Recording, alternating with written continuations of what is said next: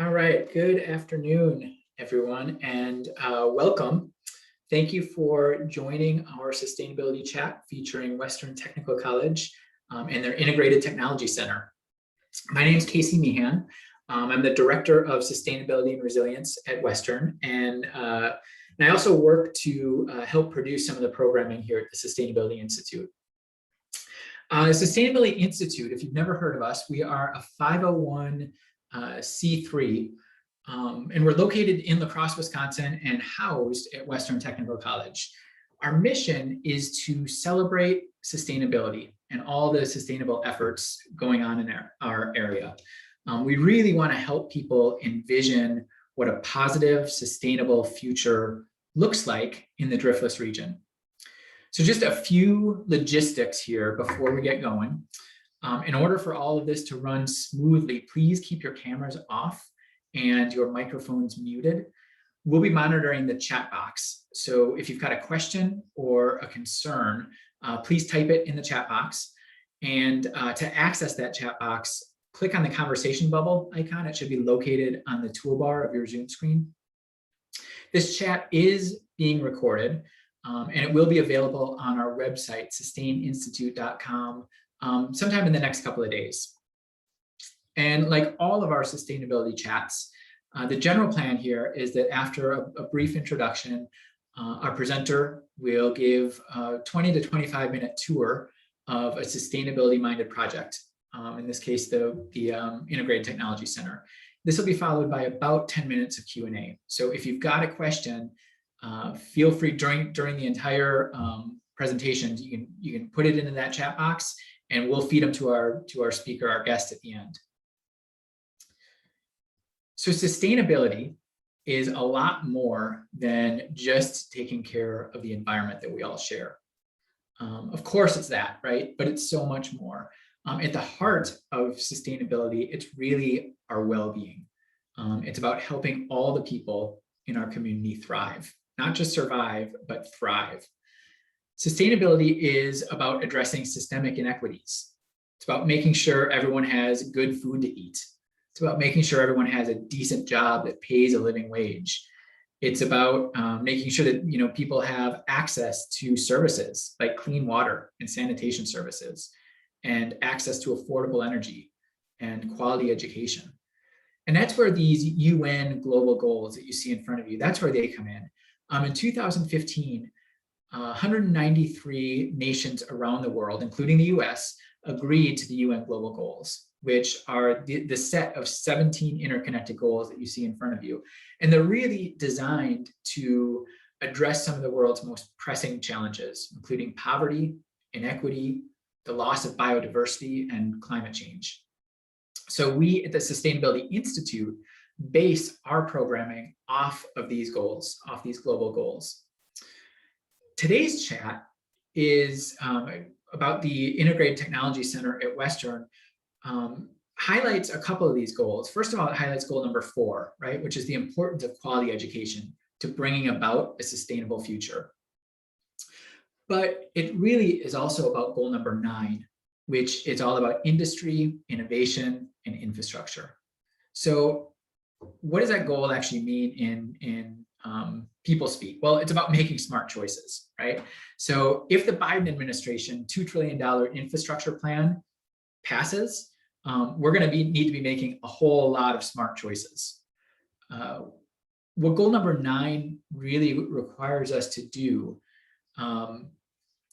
is that when we build infrastructure, something that all sectors of our society depend on, when we do that, we need to build it in a way that addresses our ongoing social and environmental challenges. So goal number 9 also requires us to build resilient infrastructure that can better withstand all the impacts of the climate realities that we're facing right now. Western Technical College serves 11 counties on 7 different campuses within Wisconsin's driftless region. Now, we're actually nationally known and recognized as a leader in our sustainability efforts and our sustainability practices among two-year colleges. We're one of the top 10 two-year colleges around the world that is focused on sustainability issues. And we've made that transition over the last 11 years or so to much more efficient buildings. And we've normalized our energy conservation practices, like turning off computers and turning out our lights nightly and closing blinds. So even though our footprint as a college has grown by around 300,000 square feet over the last 11 years, our energy use has actually dropped 11%. And cooler yet, we've reduced our greenhouse gas emissions by 55%. And our efforts have literally paid off. We've avoided paying $3.4 million in utility bills because of these efforts. So that's taxpayer money that we're not paying to the utilities and instead gets put into programming for our students. We're also on track to meet our carbon neutrality goal of 2035. In fact, we've got some pretty exciting things coming forward in the next couple of years, which will really supercharge those efforts. If you've ever been to Western's main campus in La Crosse, the ITC, or the Integrated Technology Center, which you see here, it's pretty hard to miss. It's a LEED Platinum building, and it won the U.S. Green Building Council Leadership Award for Innovative Design in 2017. Here to highlight some of those innovative sustainability solutions of the ITC is Mike Pellinger. Now, Mike has served in several roles at Western, first as a faculty member in the architecture program, and then as an administrator in the Division of Academic Excellence. And now his current role is the Associate Dean of Integrated Technology. So Mike has the very lucky experience of being able to work in this beautiful building every day. So in just a second here, before we get onto the tour and have Mike jump aboard, you're going to see a poll pop up on your screen. And that poll is just asking for a little bit of information. It's anonymous. And what we're trying to do is get a sense of what Mike should focus on during this tour. So take just a second to respond to this.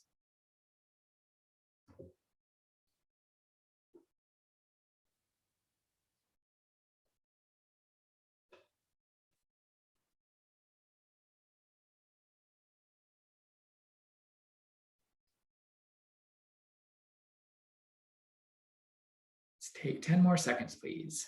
Oh, there we go. Okay, so Mike, it looks like the top answer for what people are most excited to learn about is the green roof and living wall, followed by a tie between the geothermal system and the solar panel parking lot and EV charging station. And looks like 5 people with us today have toured the building before, so they know a bit about it. So with that, I would like to turn it over to Mike.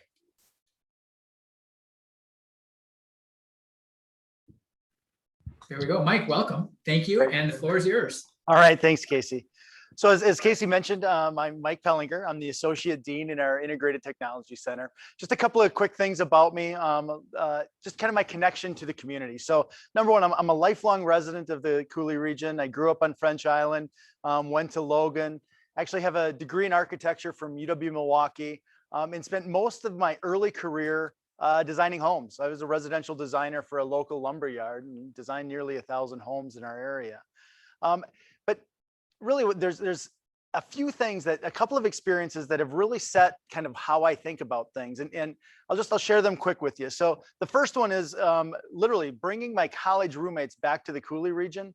None of them had ever been here before. And we're on Interstate 90 coming down right past Toma. And we start coming into the river valley. And the words that they used of the beauty that Wisconsin held, or Western Wisconsin held, the fact that Wisconsin had mountains, they had such an unbelievable different look at an area that I just considered my home. I just considered it as normal. It wasn't a place that I even expected to end up. Fortunately, my first job right out of college was with a local architectural firm. And in that owner's bio, he said something along the lines of, La Crosse is big enough that there are opportunities, but small enough that one person can make a difference. And that just has always resonated with me about what we have within our region and both the beauty and the opportunities that we have. And so that's kind of why I stay here. And quite frankly, it's also why working at Western and our college mission statement, and I have to read it because I don't know it by heart, but it has always resonated with me. And our mission is to provide relevant, high quality education in a collaborative and sustainable environment that changes the lives of students and grows our communities. So as Casey pointed out, well, actually, every time I read that mission or think about that mission, usually there's something specific that kind of pops up depending on the situation. In this instance with the tours, it's about high quality education and it's about that sustainable environment. And if we go back to what Casey had kind of alluded to with the UN Sustainable Development Goals, we're aligned very directly with that goal number 4 of quality education. Western provides a great education for a great price with job opportunities in a variety of industries, just waiting for our graduates. And also the sustainable environment and goal number 9. Right, the way that this building both was constructed, well, quite frankly, and we'll get into this in a little bit here, demolished, constructed, and the way that we maintain it and operate it, it is part of that sustainable environment, part of that innovation. So before we get started on the tour, I know it sounds like a few of you have had the opportunity to tour this place before, but I just wanted to provide you a little bit of context and a little bit more history about what Western is all about, because that framework, that philosophy, that mission statement, that all plays a factor in how and why this building is the way that it is. So Carrie, would you mind playing that video?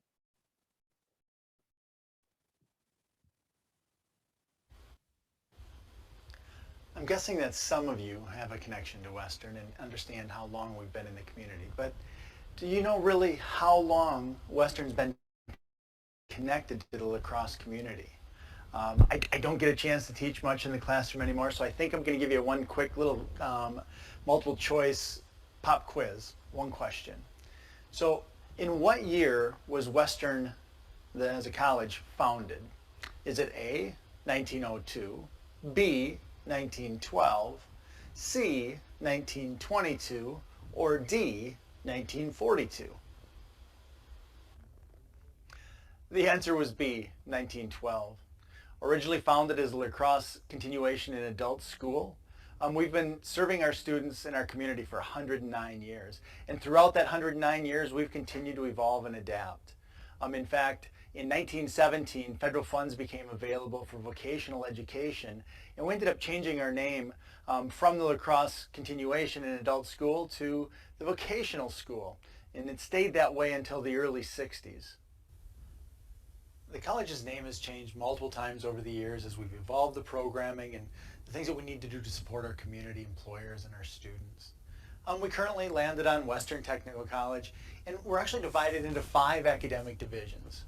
We have our Learner Support and Transition, we have our General Studies, we have our Business Division, we have our Health and Public Safety, and I'm biased when I say this, we have the best division on campus. It's the Integrated Technology Division, or ITD for short. Now, I say it's the best division on campus because, quite frankly, most of the programs that we offer are the ones that the technical college, the vocational school, was founded upon. We offer programs in industry sectors like agriculture, advanced manufacturing, transportation, architecture and construction, STEM, and apprenticeship. I'm sure many of you will recognize our marketing tagline of the essential experience. And we've been able to provide the essential experience by doing 2 things. 1, we hire experts in the field to come in and be our instructors. And 2, we provide our students with hands-on learning, very similar to what they're going to see out in the fields. This is fundamental to who we are, providing that essential experience. But we're missing one kind of critical piece in delivering high-quality education, and that was world-class facilities. With the help of our community and the vision of our former president, Lee Roche, we were able to pass an $80 million referendum that would help us move to world-class facilities. The Integrated Technology Center, the ITC, is the jewel of what that referendum was all about and the tour that you're going to get today. While everyone would expect learning to happen in an academic building on a college campus, that's not necessarily how we define world-class facilities. What we wanted is learning to take place within the space of the building, that the building was a teaching tool, not just a place, not just a classroom where learning might take place.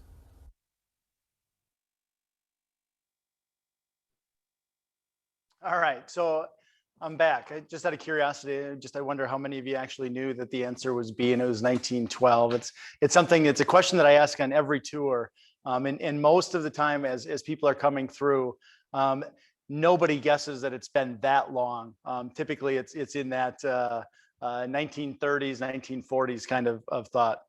So I'm on the first floor of our Integrated Technology Center. I'm actually in the northernmost entryway. And Casey alluded to our LEED Platinum award. So the current structure, it's a 4-story structure. It's 125,000 square feet. And it was built on the foundation and the structure of an existing 2-story building. So fortunately enough, when that building was built, back in I believe that one was originally built in the mid to late 70s.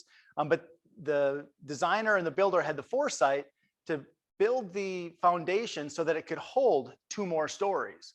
So we were able to kind of demolish that, the facade of that structure, get it down to the concrete support system, and build up from there.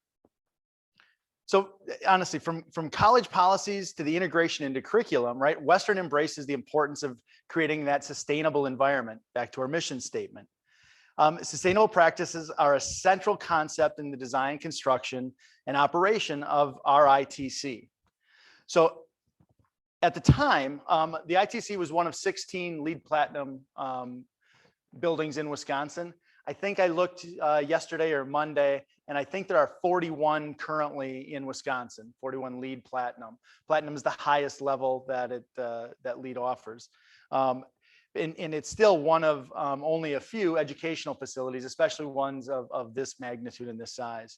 So, but Platinum, it's the highest level to attain, and it's weighted heavily on energy saving design elements. So Casey the picture that Casey had of the ITC in the front, it did show our solar array. So we have a 50 kilowatt solar array.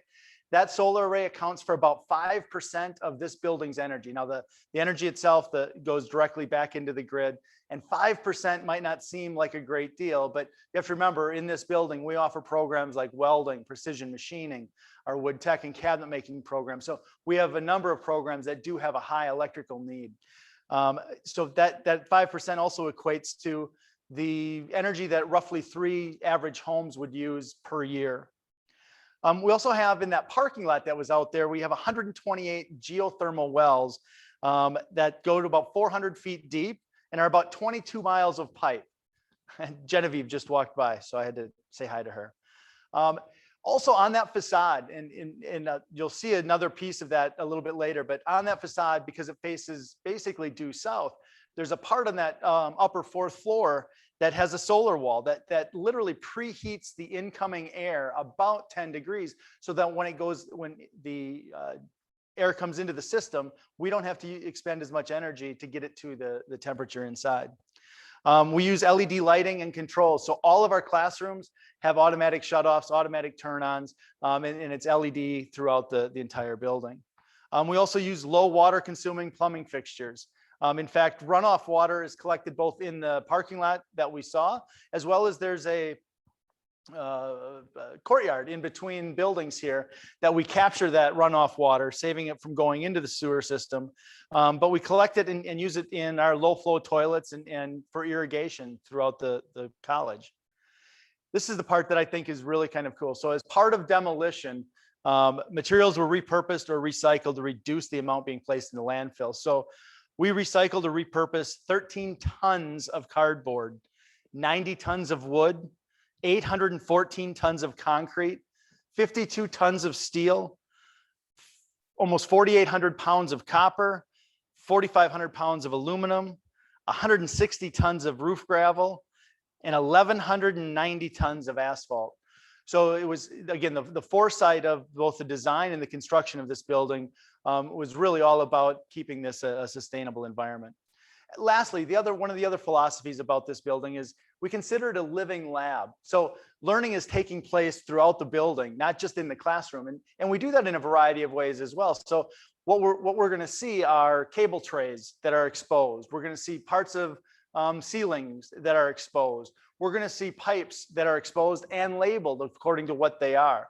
So it really becomes a way of both fundamentally learning how a building works, but also then expressing how a building of this magnitude and using the sustainable practices that we have and how that integrates in. So I'm going to take you to another spot. So Kara, do you mind loading up video number 2?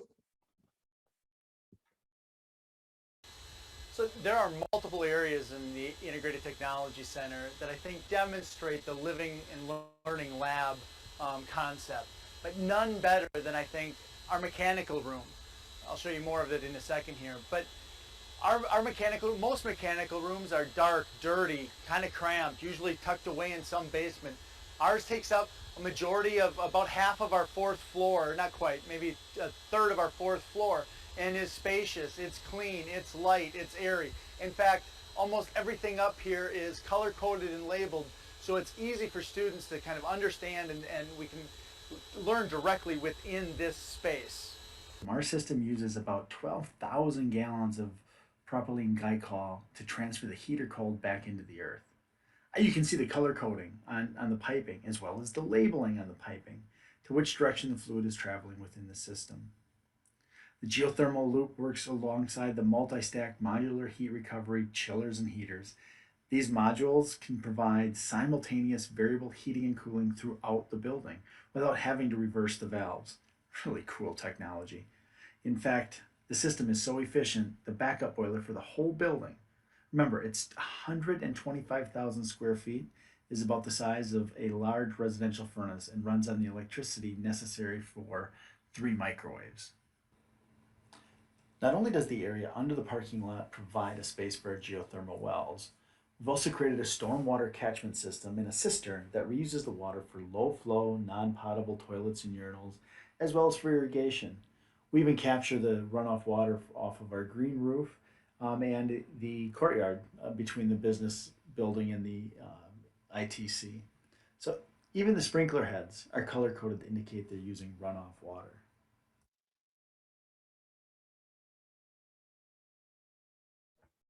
All right, so I am back and almost to the place I wanted to be. There we go. So as I mentioned before, kind of the living learning lab. So there are other areas across the college, or excuse me, across the building. But I hope you can kind of see. So there's an exposed wall that shows the studs as well as what's behind there, or what's inside that wall, so that programs like our architectural technology program or our building construction program can literally see and understand what's happening in a wall as it's constructed. This particular wall has the men's bathroom on the other side. In fact, there are sinks along here. So we can literally see that the yellow pipe is reclaimed non-potable water, and we have a flow, we have an area for it. The white pipe is labeled as a vent, with the vent going to the outside. So again, it's a way of using the building to help teach concepts that perhaps they get taken for granted, or they might just be in some sort of smaller scale model inside a classroom. But here you actually get to see what that looks like directly. Now, one other area, and I'm hoping I don't give you too much vertigo here as we go around,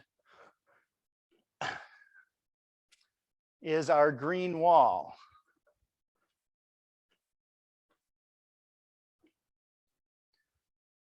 So our green wall, I'm hoping you can see most of that. So it's a 2-story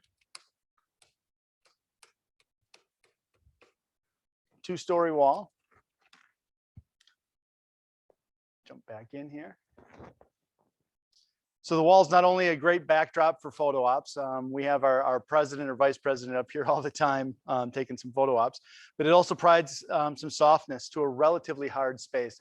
So you can kind of think of our building. There's a lot of tile, there's a lot of drywall. It is a relatively hard space. It's easy to manage, easy to clean, but the green wall provides us with some really nice softness to break that up. The display also gives students an opportunity to work on and maintain some of the support systems. So within this wall, so there's the cabinets below here that actually hold the pump, right? So the wall itself needs water. In fact, there are approximately 3,900 individual pots throughout this system. So each plant that's being shown here has its own pot. But the water pump, the water gets pumped all the way to the top, and then it's essentially a drip. So it's a gravity cycle all the way through. So water has to go all the way to the top at a certain pressure, and to ensure that we get enough water at the top so that there's enough water that the bottom plants are fully watered. So with the pump and this particular system, we have a program called our Manufacturing Systems Maintenance Technician. The students in that program actually maintain the pump in this green wall system. There's also LED lights that are part of the grow lights. Hopefully this doesn't blind you. See those? There they are. And you can see ooh, save that one. We're going through some things in our electromechanical area of auctioning off some of the things that we don't use anymore.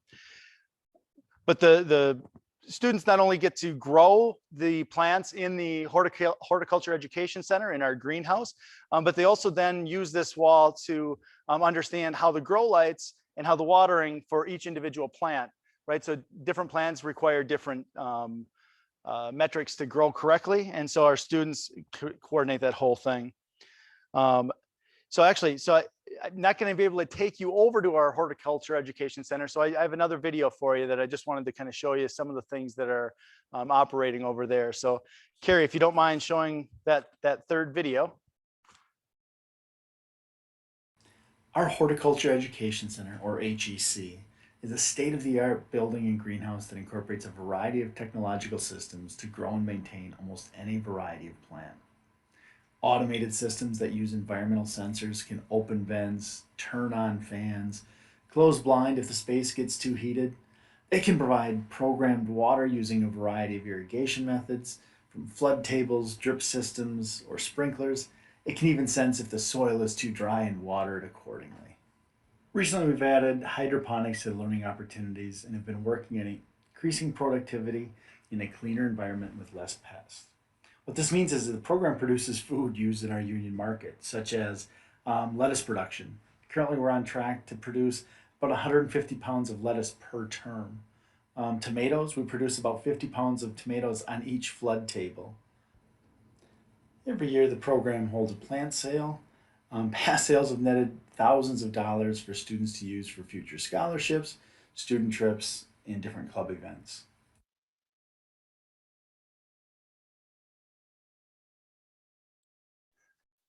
All right, so sorry about this, but it took me a little bit longer to get down to the second floor, but I'm going to show you our green roof. So bear with me just a little bit, if you will.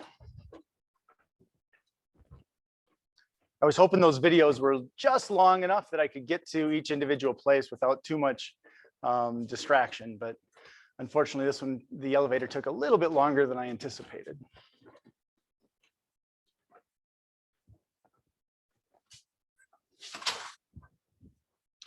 So our green roof, which is an absolutely great place to be, especially as it gets nicer out.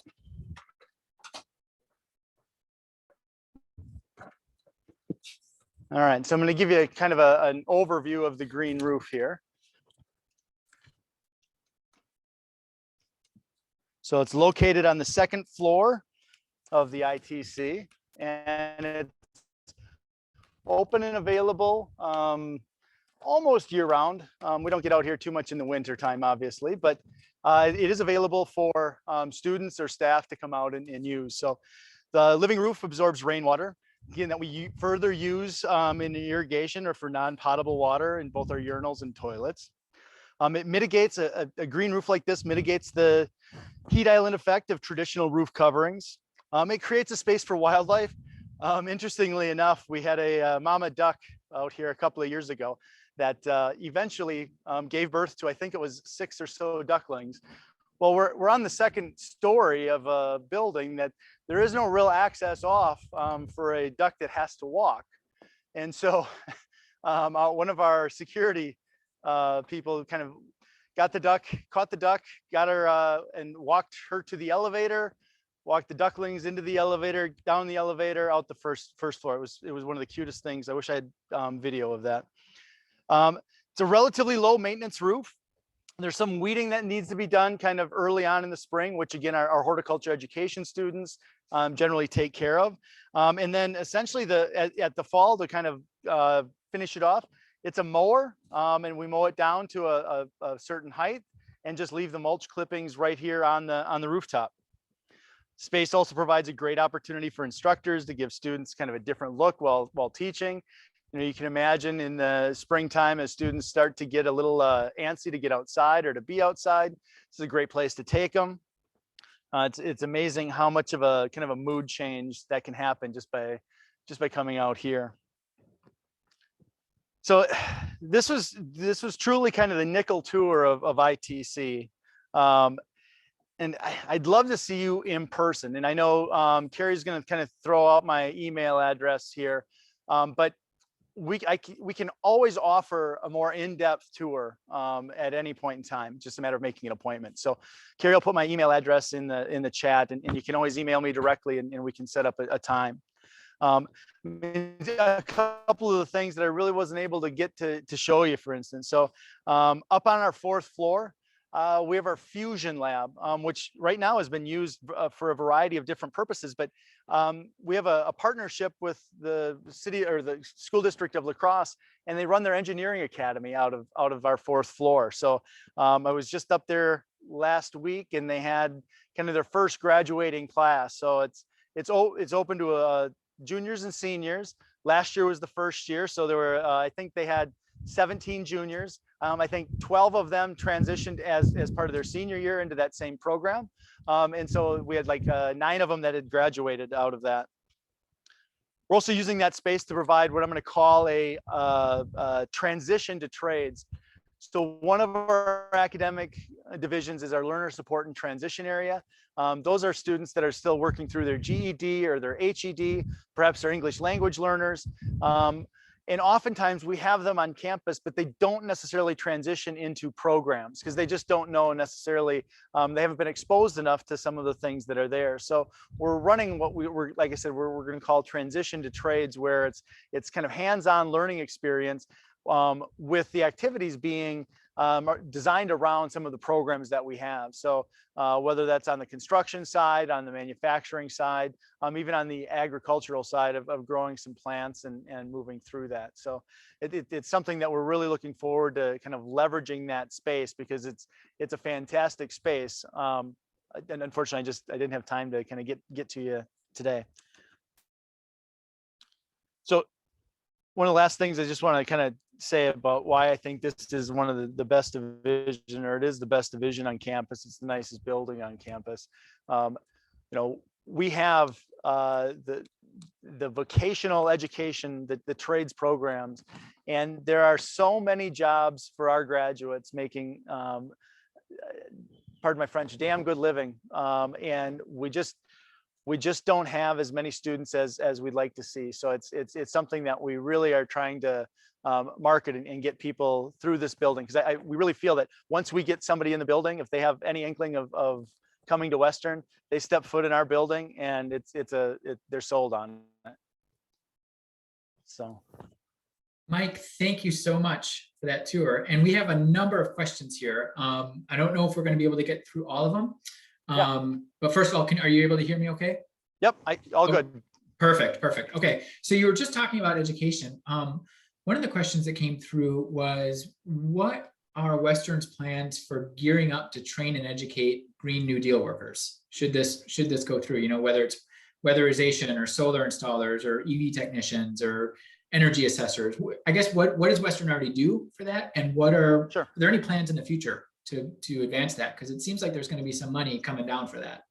Yeah, absolutely. So And in fact, the first room that I was in, if any of you recognize, there was a blower door that was kind of standing behind me, as well as a wind turbine trainer.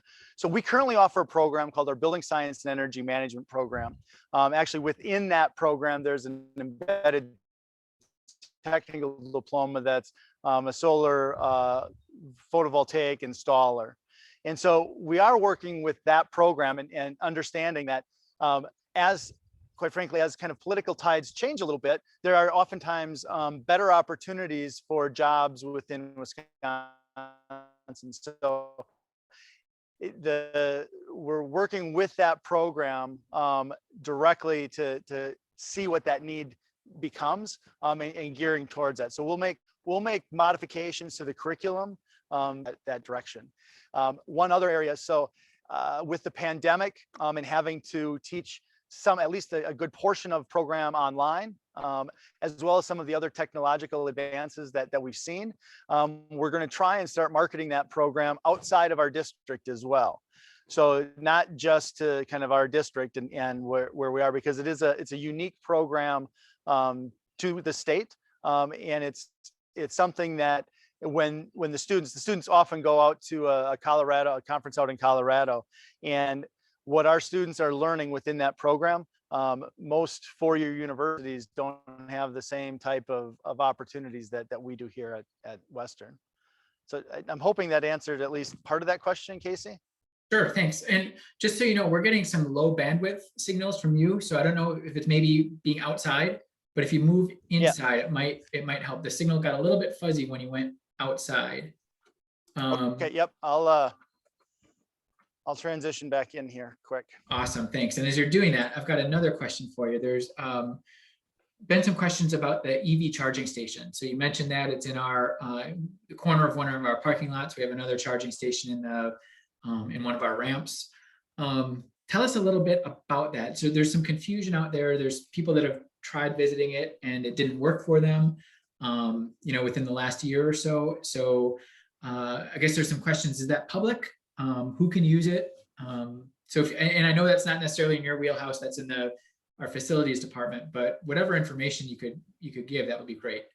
Yeah, sure. So my slightly limited understanding is the charging stations were open to the public pre-COVID. But once COVID hit, we did kind of limit the access to campus and then the amenities around campus. In fact, my other kind of limited understanding is we had a faculty member that had an electric car and was originally able to use the charging station in the ITC parking lot. But at one point in time this winter, what we decided is that we had enough students coming to campus that we didn't want faculty using that particular parking lot, because we wanted students to be using that parking lot. And he was no longer able to charge on there because they moved his access. So he had a username and an access point then that got moved to our parking ramp. So I believe, my understanding is that eventually it will be back open to the public, but it may take a little while before we're ready to do that again. Great, thanks. And I can add, there's another question that came in about, does that, somebody wanting access during business hours. So I know when it was public, it was only public after 5 p.m. Yeah. Because we're honoring our students and our faculty and our employees. We want to give them the first crack at it. And there's a question about whether or not other people, public, could get in there to take advantage of charging from the sun. The fact of the matter is that charging station isn't actually pulling off the solar panels. It's coming from the grid anyway. So it's not as if we're directly charging from the sun. Okay, so Mike, I think we've got time for one more question if we want to honor people's time to be out of here in a couple of minutes. So you had talked about growing food on campus at the Horticulture Education Center. So is any of that food grown for students to use, for students access in the food pantry on campus? Absolutely. So as we work through for some of the fresh food that we do offer in the food pantry, it definitely is. Some of that just kind of depends on the time of year and when we can get that fresh food over. But yes, it is definitely there. We also assist with a couple of the community gardens in the area too. So they're able to get kind of an earlier start because they're leveraging, the students are helping, and then we're leveraging part of the greenhouse to help them get a kind of a jump start on the growing season. Great. Mike, thanks again. And I know there's many other questions out there, but unfortunately we just don't have time for it. So if anybody would like to tour the building and see what it looks like firsthand, I know Carrie sent out Mike's email, so feel free to touch base with them. There's also, if you have questions that remained unanswered, feel free to email us at the Sustainability Institute, and we can find out those answers and get back to you. So Carrie will put our email in the chat box as well. There we go. So again, if you've got any questions at all, feel free to email us. So just a few final things here. Free programming like this really wouldn't be possible without our members. So and our member support. So if you like what we're doing, what the Sustainability Institute's doing, and you want to help support the shared vision that we all have to bring about a cleaner and safer and healthier and more vibrant driftless area, please do consider becoming a member. We've got a variety of membership levels. So find one that fits what you're comfortable giving, and please become a member today. It's always most helpful. Becoming a member is super easy. Just go to our site, sustaininstitute.com, and click on the button that says become a member to get you started. Now that brings us to the end of our sustainability chat.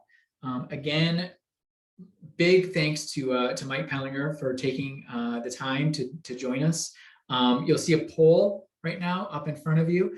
Again, this is entirely anonymous, but we would love your feedback if this was helpful, if this was time well spent. So take a couple of seconds here and please give us some feedback on this program.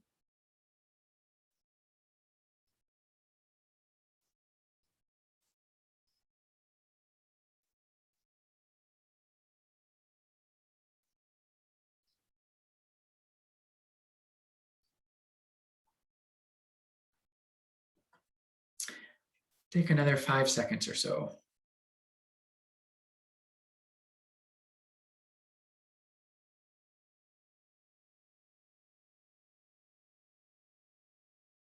So again, thank you to Mike Pellinger for his time and for your time, Mike, and thank you to all of you for joining us today. Again, a recording of this chat and this tour is going to be available on our website within the next few days at sustaininstitute.com. And we'll see you this June rather. We're going to be learning about commercial composting and event recycling from Hilltopper Refuse and Recycling. They're doing some really interesting new stuff with collecting food waste from various places around town. So with that, thanks for joining us and have a terrific day.